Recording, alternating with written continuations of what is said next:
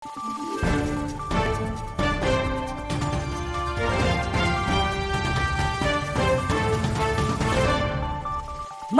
araw, Pilipinas! Ito ang Valiente News hatid sa inyo ng Office of the Vice President. Pumalo na sa mahigit 17,000 na kabataan ang natulungan ng Pansarap Project na unang inilunsad ng OVP noong 2023. Narito si Maribeth Adlawan para sa karagdagang detalye. Isang kahirapan sa dahilan sa likod ng malnutrisyon.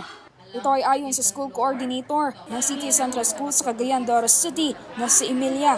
Isa gid sa atong makita no ang kakulangon no kawadon sa ilahang kanang pamilya mao kana nga makita pud nato nga kaning mga ginikanan ani mga bataa medyo apiki ang mga panginabuhi.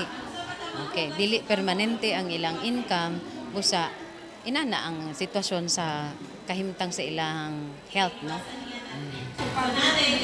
Main. Oo, maugid ka na. Kaya para sa maraming Pilipinong mag-aral, malaking tulong ang Pansarap Project na isa sa mga programang sinimulan ni Vice President Inday Sara Duterte. Ang programa ay isang school-based feeding program para sa mga mag-aaral na malnourished at severely malnourished na magtatagal sa loob ng 120 days.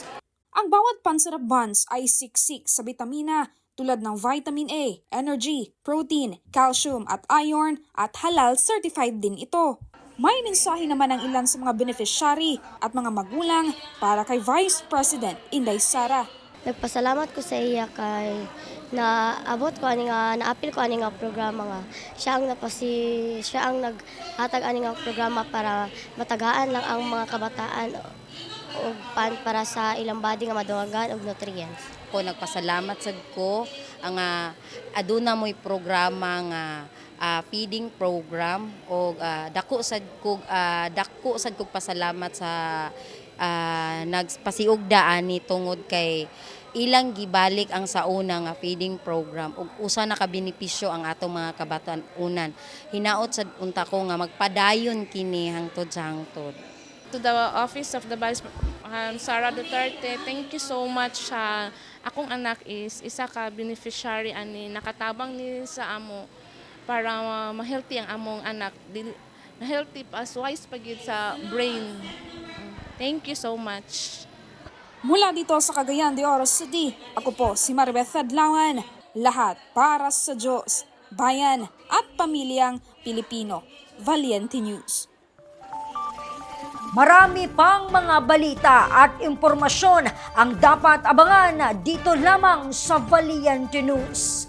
Ako si Claudette Loreto para sa makabuluhan, naninindigan at matapang na mga ulat at impormasyon.